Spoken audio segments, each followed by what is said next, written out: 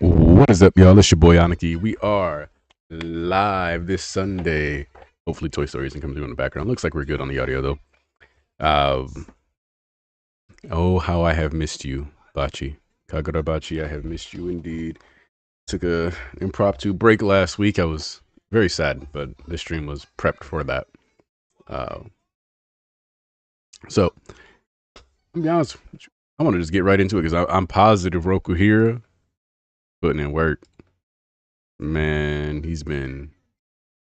Uh, what he's gonna do after what we found out, him finding out that she's willing to just go, all that.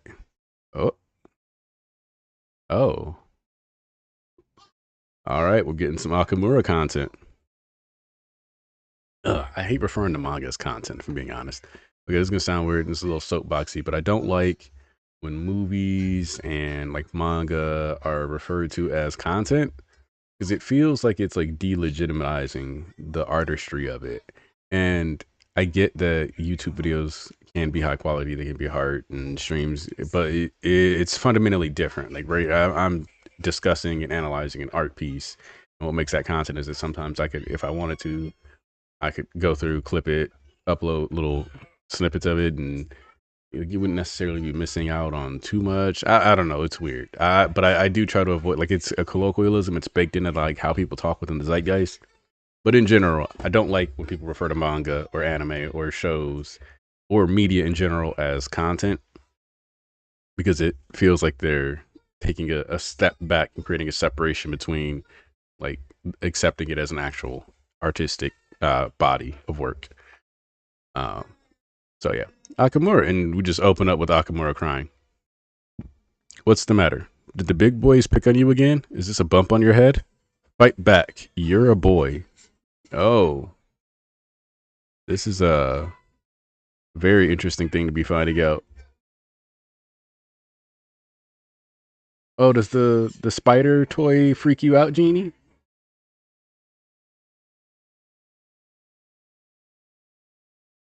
You need your chips? Okay. Well, you got some other chips right there. Here, go get your jacket. Go get your jacket, baby. Well, you gotta save room because mommy's gonna bring you a snack. Get your jacket, baby.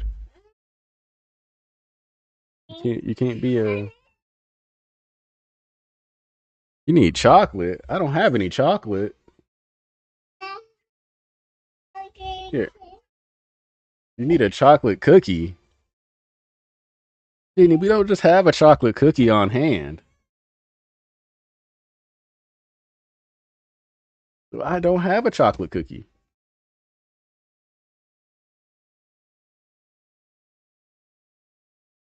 We don't have milk right now. We gave you the last of the milk, little baby. Say what? Hey. Daddy will order some milk, okay? Now you put a jacket on. Hey, what up, Tiger Blaster and the Blob? You enjoy your movie, okay? No. Akamura is not a fighter. He's too sweet. But it's not fair, right? Leave it to your big sister. I'll handle them and wipe your nose. You just be you. This is for you. No thanks. Big sis will protect you. Bro, little Akamura giving his sister a stick to go fight people with. Not even an impressive stick, mind you. Powerless, chapter 124 of Kagurabachi. Takeru Hokuzano, man. What's that? Mr. Giyu kicked it. Apparently he saw Master Hiroto's corpse. After the death of Hiroto Soga, the previous chief of the Soga clan, the role passed to his younger brother, Giyu Soga.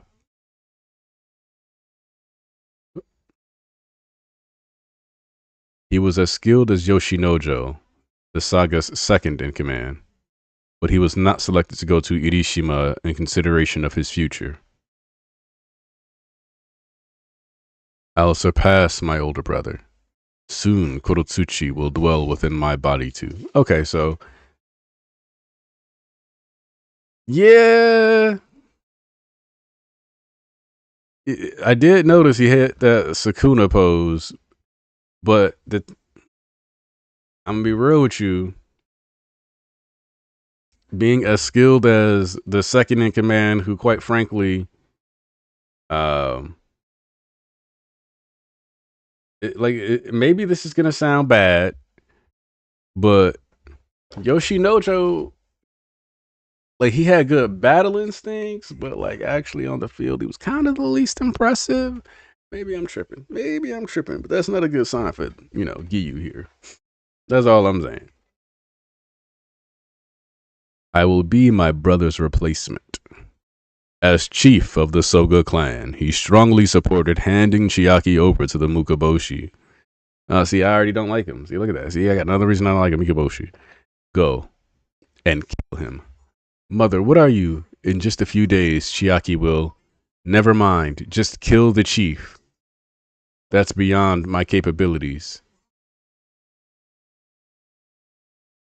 Uh, I will restore the Soga clan. You need Puppet Bluey Bingo? Okay. Also, kids are weird. Yeah, earlier today, my daughter was asking me for something, and I turned around to look at her, and she was putting her toe in her eye. I'll be back, boys.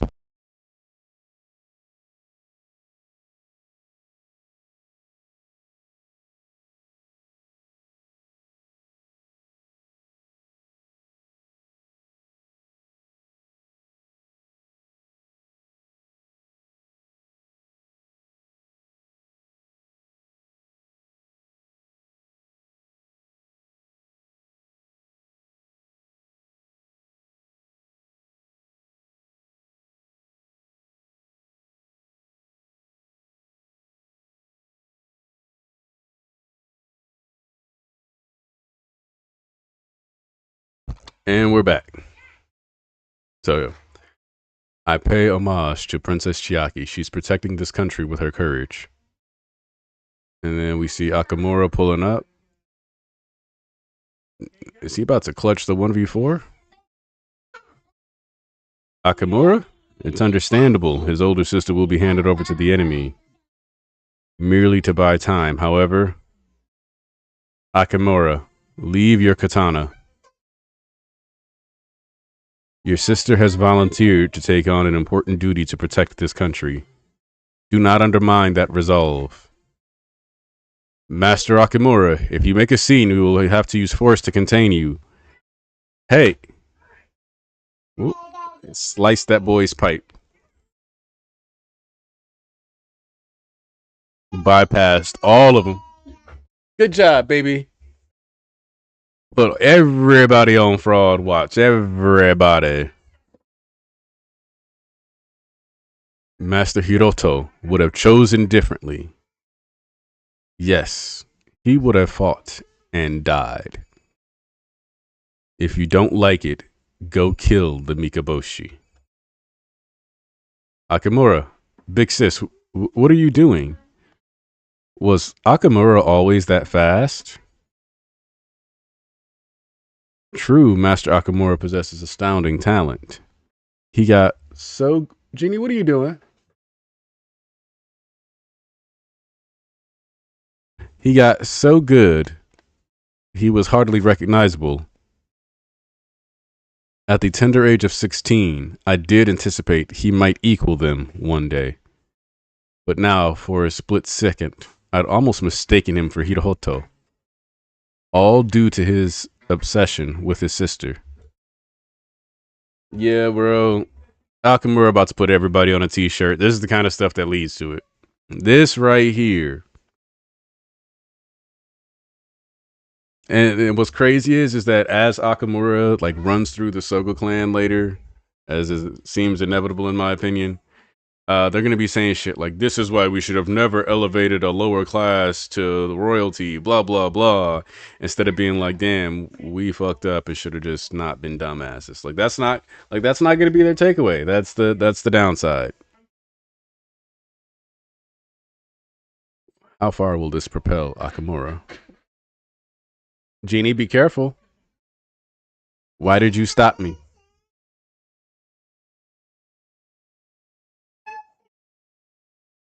Jeannie, I just don't want you to get hurt. You can climb on your chair.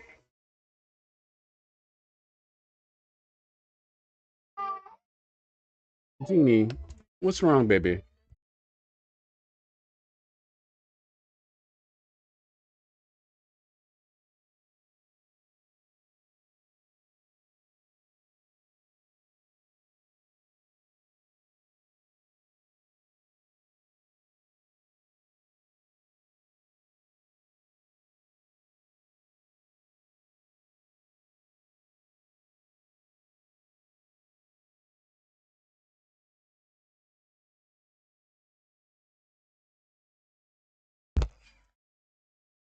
All right, there we go. You'll be an amazing sword fighter one day. Don't waste your future like this. But those guys, I know. By sacrificing me, we can protect everyone. That's just how it is. You want fast, Spinny? Okay. That's just how it is. Hey,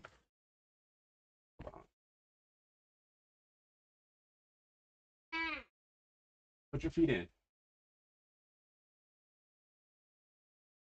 That's just how it is.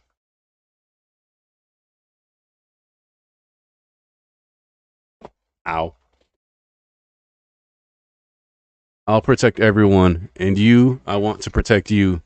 I'm not okay with that. Things have changed, not changed one bit, even though I took up the sword to protect you. Yep. Yeah, that guilt's about to go burr. Especially, okay, so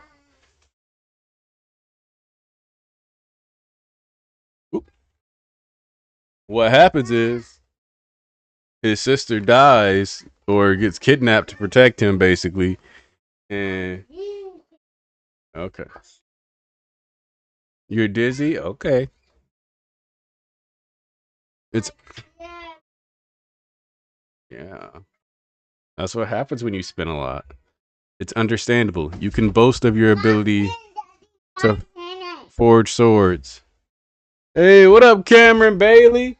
If nobody got me, Cameron Bailey got me.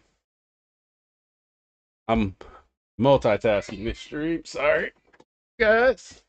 Probably just won't let this one be as long for the sake of my daughter. You too dizzy now? Okay. You can boast of your ability to forge swords, but your true talent lies in your powers of observation. You claim you can prevent the Datsenseki from exploding, but the truth is, it's a gamble. You'd still be risking your life. The scientific rationale is dubious. Nobody's ever heard of you. It's no wonder they refused. On the other hand, the alternative is garbage. Right, and that's why I'm ready to force this, and prove it to them. The Sorcery Bureau. Reminded that no, like, Akamura's level up was crazy. Hey man, and then we got quote Lucas in the chat. What's up? What's up? I'm not the only one who thought bro looks like Team Sukuna. He's also a lot more traditional compared to his brother. Gyu smokes from a clay pipe while Hiroto smokes normal ciggies. Sukuna vibes. Yep.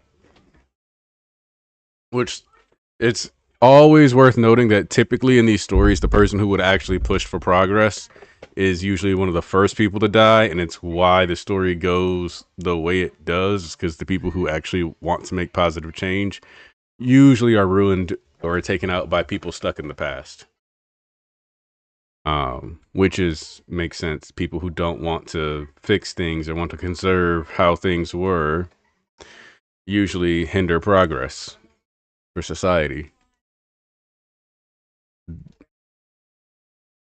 They demand that we hand over Princess Chiaki and the Datsenseki. If we fail to comply with both demands, there's no deal. Have them send it to the Sorcery Bureau. The research is over. Boom.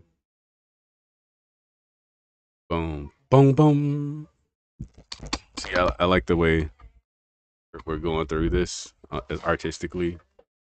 March 26th. The 36 kilograms of Datsenseki stored in the lab's underground facility was stolen. All of the alarms have been shut down, but it's only a matter of time before they find out. I can't believe I'm disobeying the higher ups. Starting to act like you. I'll answer for this. Now get going. Shinsaku Hasumi, the director of the research facility, was accused of being the mastermind behind the string of incidents. 10 days later, he resigned. There's also a serious lack of familial love within the Soga family, so Chiaki and Akamura are strong contrasts. Yes, because it's a clan that's completely warped by politics and hierarchies, the obsession with power and maintaining it. Wouldn't be surprised if there's a little bit of a history of some incest there too, just because that's classical. And you can see Akamura retains that side of him, harboring genuine love for his kid nephew, even 18 years after the malediction and being like, yes, he does.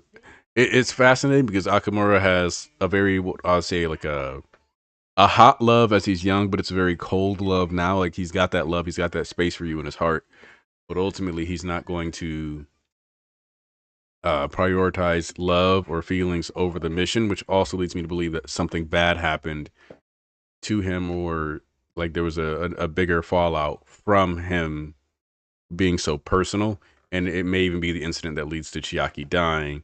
Uh, so leading to duty supplanting uh, the love, but also the love being present. Here, go grab your jacket, baby. No. Jeannie, go grab the jacket. You gotta have a shirt. Okay, we'll go lay down in the bed then.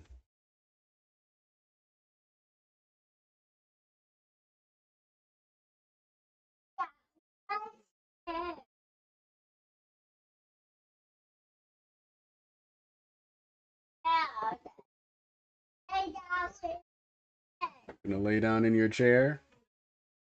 Okay. You sure about this? Huh? You can't use this place without me. Yes, but it doesn't matter if I make a bunch of enemies. You're a national treasure. You sure you want to go up against the government? Cut the crap. This is for the woman you love, right? Yeah. March 27th, just before daybreak. The forge was alit with flames. Yo, okay, time out, time out. This panel is unironically one of the like fucking most fired. I don't know what, I can't even explain it. This page is just beautiful. It's glorious. It's simple, yet it's 5 stars. Chef kiss. Mwah, mwah, mwah, mwah. So one of the things that I really like about this though is that it lends a lot of characterization. All right, so I'm gonna do my review. Just overall, might not do as much theory crafting as we usually do, unless you guys can pull it out of me. Just because I want to make sure I can focus on the kiddo, who's a lot more active today than she's been on previous stream days. So, first off, getting like let's start here from the beginning. We're gonna real quick. Akamura, we yeah, you're doing. So we get Akamura, and we get further characterization and contextualization. Akamura is somebody who was weak, who became strong. His desire to be decent, to be a good person. I can see you're upside down, little baby. I can see you. Uh,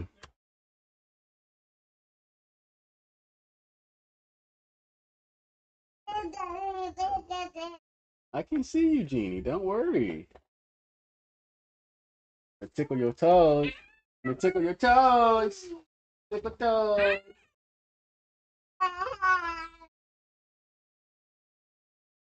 Also, yes, I definitely want to see the physical page because that's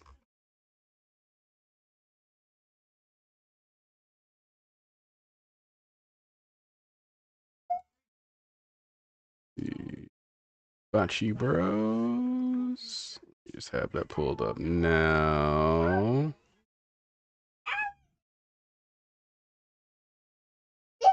Now, oh my goodness, I just saw somebody in my Discord calling Akamura a syscon.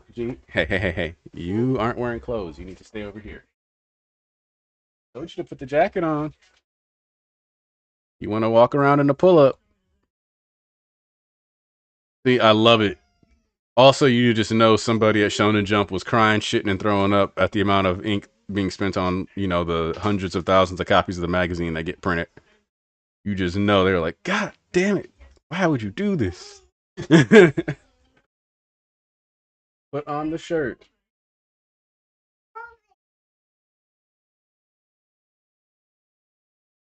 So, Akamura is kind of the embodiment of one of my philosophies, if you will. And it's that your capacity for good is the mirror to your capacity for evil. So, the stronger and more dedicated your convictions for all the things that you describe as moral and good, uh, the greater, if you were to go astray, your evil would be. Because if you operate on a scale of intense and strong convictions and beliefs, then it would translate to whatever side of the fence you sit on, so to speak. So like you look at, no matter who it is, you look at somebody like Hitler, you look at somebody like Napoleon, who caused a lot of issues. All these people who, like, in any general, any corrupt figure, um, like politician, you can usually find almost always at least one really good policy or thing that they did. Even like one really crazy moment of humility that you're like, what the wow. And like for Hitler, the example is always that when he went to like United Nations dinners and stuff, or like when he was in like big conferences, he would order really ratty, like, I don't want to say ratty, but like low quality meals. He would eat like pheasant, and people were like, "Well, you're here. You're a leader of a country. You could be eating, this other great stuff." And he's like, "Well, all my people are stuck eating stuff like this, so I'm eating stuff like this. I need to eat like my people eat." And so it's important when you have that.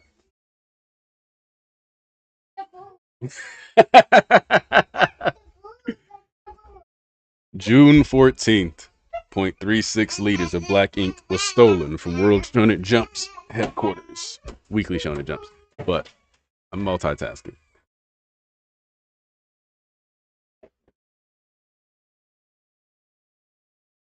But yeah, so Akamura Soga is like a really good example of that extremism and how the system kind of like warps when good people try to like stay within their system.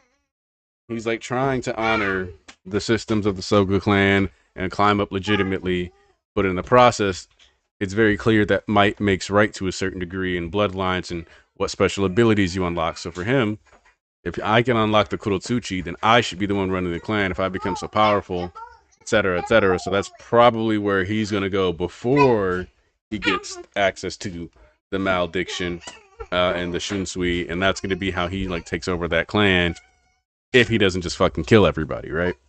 Um, so that's like kind of where what we're seeing here with Akamura. With Kunishige, or let's say with Chiaki, we're seeing that consistently she has been a loving person, somebody who's consistently cared for her friends, the people close to her, and she's always put them first. Even her distance from Rokuhira, once she became a member of the clan and became the princess, is partially to protect him. Because when you think about it, either she was gonna give him like the space, or more than likely the Soga clan would have tried to force that situation. So they probably would have tried to hurt Kunishige or take him out to make sure she behaved properly. So I think she's always putting their safety first, even if it meant losing And that's the thing. Like she's always put everybody else first, and even her power, the tragedy she's seeing, she's not seeing anything bad that could be happening in relation to her. Right? She's constantly seeing the bad things that are happening for the country, for others.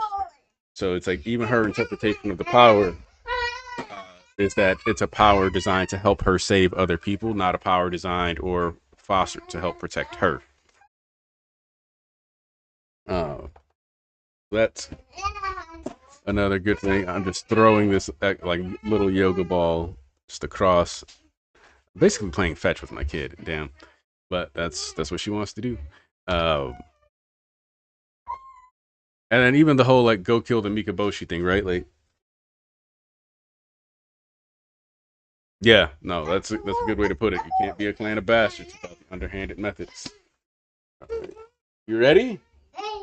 Set.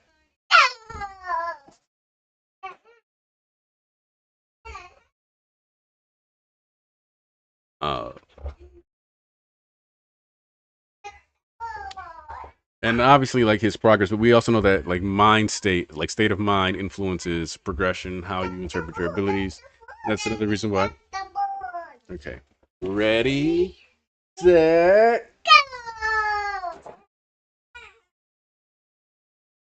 Is going to influence, and I think that his body is already starting to spawn the Kurotsuchi. That's part of why like that speed increase. You know, it's like the shift in the weight.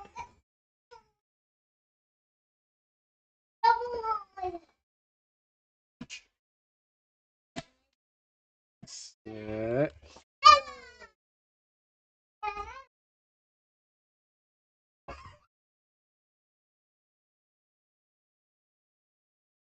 But also, they're writing it off as strictly an obsession with his sister, which I think is a little unfair from the standpoint of like, yes, he cares a lot about her. Set.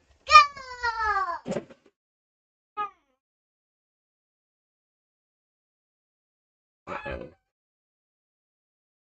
Hey, what up, Mello? You should be able to get a server link. I'll just drop it in chat real quick if it's not.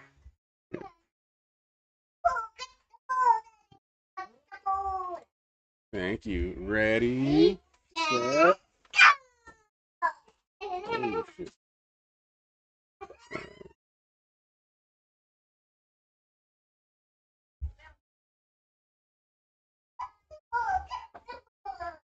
All right. And then ready, set.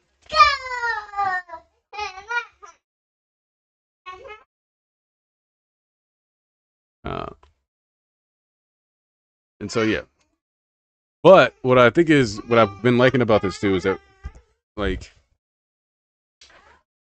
Subaru has been the only enchanted blade user we've been getting like a lot of context on as a person, and he's not necessarily operating as like I don't want to necessarily say he's operating as a mentor to Rokuhira, but it kind of feels like he's working as like a moral compass or a guide, if you will. Uh, because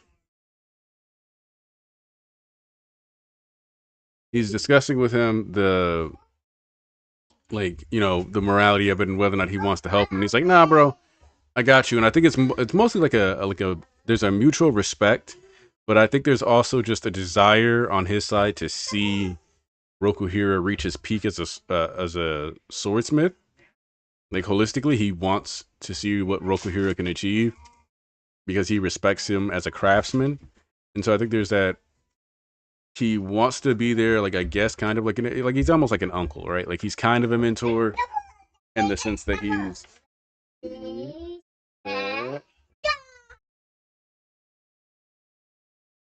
um, but he's not fully, like they don't have that long term established dynamic. But he is clearly looking out for the kid, and you can kind of tell that part of the reason he's doing this is so that the blame is distributed. Uh, Thank you.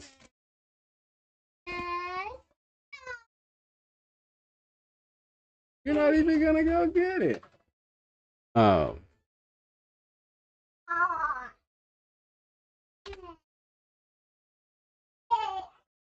But him being willing to be complicit is a good sign. Also, I'll say that a Giyu being willing to smash the tree in half because his brother died actually plays into how the family is rooted.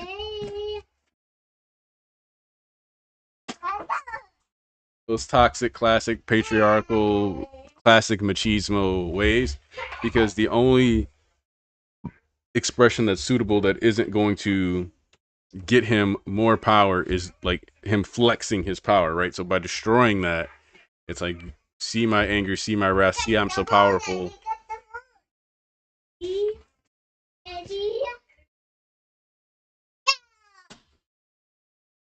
But I mean, when you think about the scope and scale of what we saw, and then you think about like what he's doing as far as destruction for his outlet, it's kind of pathetic. It's like, yeah, well, whatever, bro. Like, you wouldn't have been able to cut the tree on that island in half. I know that because that tree is currently the strongest character in the verse. So, boom. Would you say he's a gray character? And I mean like a real gray character. Not that I'm evil, but also good. BS that media portrays gray as. Yeah, because I think he's ultimately, because he doesn't seem to one have the moral reservations about um, the consequences of the swords he makes. Like that was something that he kind of saw Rokuhiro as pretentious for, but then also you can kind of tell that he's curious about the knowledge and willing to have somebody. So it's like I don't think he's like a good guy. He's a dude who's good at stuff and who's kind of just doing his own thing, and it's aligned with the betterment right now. So like he's gray, but I don't think he's like see him kill babies or something like that and be like, well, it's just the cause. It's more like he's just a selfish person. He's just a very self-oriented person. That's what I would say is he's very like self-centered ultimately.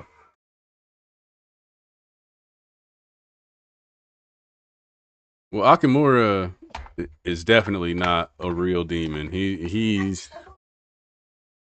Akamura is complicated. Because he's definitely evil, but that's why, like I said, to me, and we're back on the agenda train. At Shaku Sorcerer is going to be the final villain because he's the one that's going to be purely self-serving, purely out for hate. Hated the Mikaboshi. Hated the like it is going down where he's going to hate everybody. Everybody and everything is his op. Everybody and everything has to get taken out, etc. Like that's how that's going down. And then as far as Kunishige, I like the similarities we're seeing to him and Chihiro, not just aesthetically. Boom, boom, boom.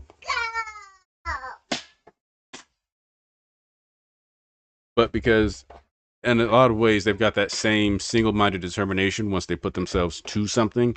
Like, we're going to do this, we're going to knock this out, I'm going to go against the government because it's what I want to do and it's what I think is right, and I'm not willing to sacrifice the people I care about or what I consider to be greater or a better strategy. Like, Chihiro was willing to work with the Kamunabi only because they basically kind of successfully arrested him. And he was like, "Look, I'm not giving you the enchanted blade, so all that you might as well just fuck off with that. But like, we can work together, but I have no interest or intent on actually giving it to you." And that's important to note. So it's like that same selfishness when it comes to the enchanted blades, like with Hero holding on to N10, even though like N10 is also his birthright or whatever.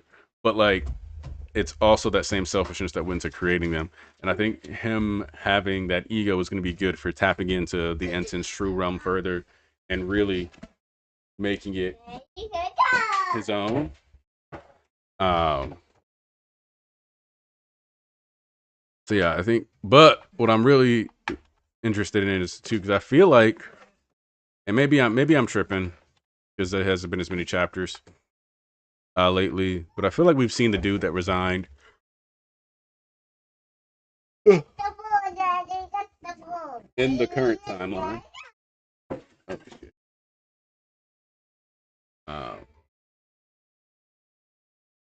Me-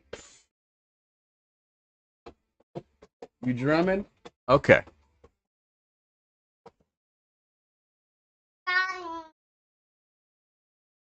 Oh yeah, like you can like if it's a heinous action, honestly. Outside of, I don't think Akamura is a sexual deviant. Because of the timeline of when he's introduced. Like if this was like when people were having that debate on Sukuna, I'm like, well, Sukuna's from 1,000 years ago. It's completely reasonable to see him that way. But Akamura is from a bit more of a civilized society, so I can see that being, like something he wouldn't do. But yeah, I feel like you can kind of like if murder is involved, like if somebody loses their life and your wager involves Akamura, yeah, I think you can safely kind of just say, yeah, like that's probably how that's gonna go down. That's probably gonna happen. Yeah. Um, but I also like that Sheba is still roughed up and clearly the motivator. But you can also kind of see how this storyline and what's going on here. Uh, see, I think the malediction is kind of like an indiscriminate destructive force. Yeah, like I like so you can always kind of pull the allegory, but I don't think that currently, based on what we've been given with Akamura, I don't think the allegory like it's a viable analysis, but it's not an optimal analysis. Like you can pull it there, but I don't think you should. Like obviously there's a certain level of like art is up to interpretation, but I do think that one moves a little more into uh just making shit up territory. Only because Akamura, eh, I'm sure, like, and then again, like you could look at it as like, especially with what's going on with Chiaki, you could look at the malediction that he was willing to do. So here's how I'm gonna like spin that and try to make it work because I do want to try to make the idea work here now, just because it was presented to me, so I'm gonna try to make it work just to see if I can. Um, you do have the fact that they like attempted to do that with Chiaki. You can see it as him putting onto the Mikaboshi what they were trying to put onto his family. But yeah, like that, then it would have been a bit more like gendered, I think. And since it was more indiscriminate, I think it's just y'all all gotta go. I think he's just an extremist in that regard. Like murder is on the mind. Um, Also, I feel like this is the first time we see Sheba doing something in a chapter, and he just looks depressed. Take care, Blob. Like there's none of his cheeky Sheba smile, goofy humor, none of that. This is just a Sheba post defeat. He doesn't even really say anything. Um, just fucks off with the Datanseki, gets it over to Rokuhira. I am curious on if this is going to lead to uh us